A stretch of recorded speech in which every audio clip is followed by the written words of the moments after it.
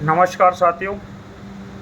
आ, ये जो पेपर था ये बीकानेर डिवीज़न का था, सीनियर क्लर्क का था। और ये आज पार्ट 3 जो बन रहा है वो लास्ट है। इसमें सिर्फ 10 राजभाषा के प्रश्न बचे हैं, वो आपके पार्ट 3 में हो जाएंगे और इस पेपर का आज स्वाहा हो जाएगा, तो ये पेपर कंप्लीट हो जाएगा। और कल से फिर हम एक नया पेपर लेंगे। तो चलिए इसका पेपर का एंड कर देते हैं, द एंड कर देते हैं। और 100 प्रश्न हमने कर लिए थे। फर्स्ट पार्ट में अपने 25 किए थे, सेकंड पार्ट में अपने 100 तक कर लिए थे और ये पार्ट 3 है। ये पेपर आपके लिए WLI के लिए, OS के लिए, जूनियर क्लर्क, सीनियर क्लर्क, इन सभी के लिए बहुत उपयोगी था। और ये जो राजभाषा के 10 प्रश्न हैं ये तो सभी के लिए उपयोगी हैं। तो ये कोई स्पेशल WLI के लिए या JEE के लिए या कोई इसके लिए, सभी विभागीय परीक्षाओं के लिए जो 10 प्रश्न है ये अति महत्वपूर्ण है। तो ये सबके लिए ही है। ये पार्ट बीकानेर सीनियर क्लर्क का ज़रूर है, पार्ट 3। तो चलिए अपन पहले प्रश्न की बात करते हैं। केंद्र सरकार की राजभाषा क्या है? तो अपन सभी जानते हैं कि केंद्र सरकार की राजभाषा हिंदी है, ऑप्शन बी। दूसरा प्रश्न इसमें जो पूछा गया है वो है राजभाषा कौन सी लिपि में लिखी जाती है? तो राजभाषा देवनागरी लिपि में लिखी जाती है, ये आप सभी जानते हैं। तो ऑप्शन इसमें आपका ए हो जाएगा। और जो 103 नंबर का प्रश्न है वो भी बहुत अच्छा है, अपन देख लेते हैं। सुपरहिट है, कई बार आता है ये प्रश्न। राजभाषा संबंधी प्रावधान भारतीय संविधान के कौन से भाग में? तो भाग 17 में है। तो इसमें आपके ऑप्शन ए हो जाएगा।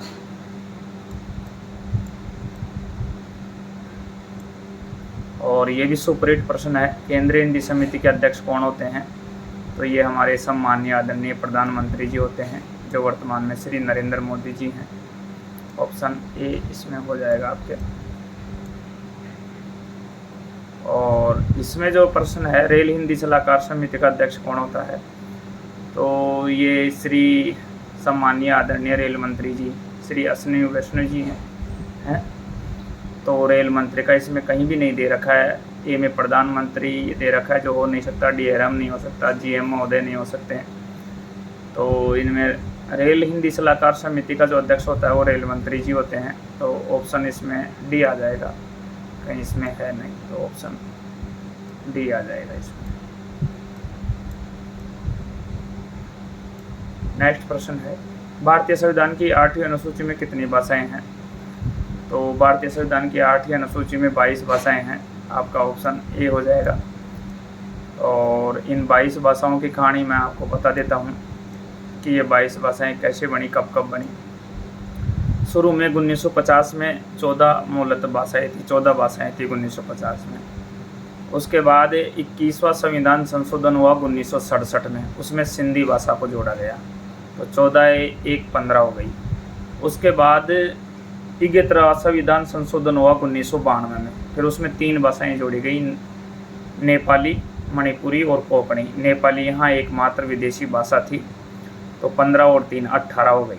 फिर 2004 में 92वां संविधान संशोधन हुआ, उसमें 4 भाषाएं जोड़ी गई, बोडो, डोगरी, मैथिली और संस्थाली। इस प्रकार से 18 और 4 22 भाषाएं हो गई। तो भारतीय संविधान की 8वीं अनुसूची में 22 भाषाएं हैं। तो चलिए ऑप्शन ए हो जाएगा। नेक्स्ट है, राजभाषा के प्रयोजन से देश को कितने भागों में बांटा गया है? तो 3 भागों में बांटा गया है। हिंदी के अनुसार क ख ग और अंग्रेजी के अनुसार ABC रीजन। नेक्स्ट है, संसदीय राजभाषा समिति में कुल कितने सदस्य होते हैं? तो संसदीय राजभाषा समिति में 30 सदस्य होते हैं। ये 20 लोकसभा से और आपके 10 राज्यसभा से लिए जाते हैं, 10 राज्यसभा से लिए जाते हैं, तो टोटल आपके 30 हो जाते हैं। तो आपका ऑप्शन सी आ जाएगा इसमें। और जो 109 नंबर का प्रश्न है, भारतीय संविधान के किस अनुच्छेद के अनुसार हिंदी भारत की राजभाषा है? तो वो जो आपका आर्टिकल है, अनुच्छेद है 343 1 है, ऑप्शन सी। और लास्ट का प्रश्न है वो भी देख लेते हैं। ये पेपर का अंतिम प्रश्न है। केंद्र के कर्मचारियों के लिए निर्धारित हिंदी पाठ्यक्रम कौन कौन से हैं?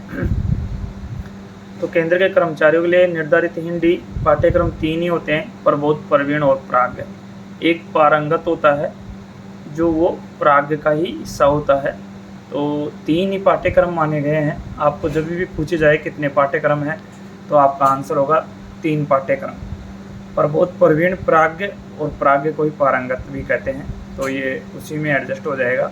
तो ये तीनों आपके केंद्र सरकार के 3 पाठ्यक्रम हैं, 3 हिंदी पाठ्यक्रम हैं। तो आपको संख्या में पूछे जाए तो भी आपका उत्तर 3 ही रहेगा। प्रबोध जो होता है प्राइमरी लेवल का होता है, प्रवीण जो होता है आपके मिडिल लेवल का होता है, और प्राज्ञ जो होता है सेकेंडरी लेवल तक का होता है।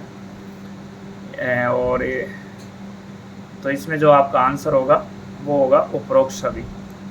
कौन कौन से पाठ्यक्रम हैं? तो उपरोक्त सभी जो आंसर होगा आपका डी हो जाएगा।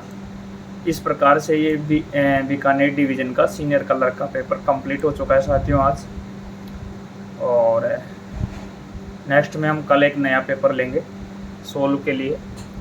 अब मैं थोड़ा सा ये बता दूं कि जब भी किसी प्रश्न को आपको डाउट हो तो आप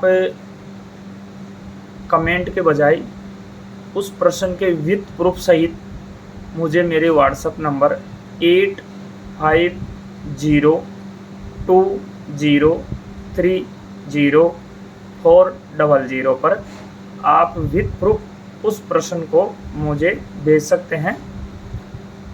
उस प्रश्न पे हम डिस्कस करेंगे, उसका मिलान करेंगे और उस प्रश्न को हम थर्ड एम्पायर के बाद भेजेंगे और उसका जो एक्चुअल जो उसका रियल उत्तर है वो आपको बताया जाएगा। या तो वो संशोधित वीडियो में बता दिया जाएगा या फिर जो पार्ट होता है, एक पेपर में कभी भी पूरे एक पार्ट में हल नहीं कराता हूँ, उसके 2 पार्ट, 3 पार्ट या 4 पार्ट होते हैं, तो उसके अगले पार्ट में उसको हम संशोधित करवा देंगे।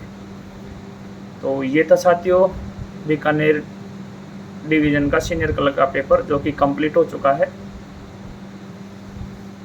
आप देखते रहिए हमारे वीडियो और करते रहिए अपनी तैयारी, प्रयत्न करते रहिए। एक दिन सफलता आपके कदम चूमेगी। जिन लोगों की एग्ज़ाम नज़दीक है उन लोगों को हमारी तरफ से शुभकामनाएं। Best of luck. Thanks for watching this video. Thank you very much.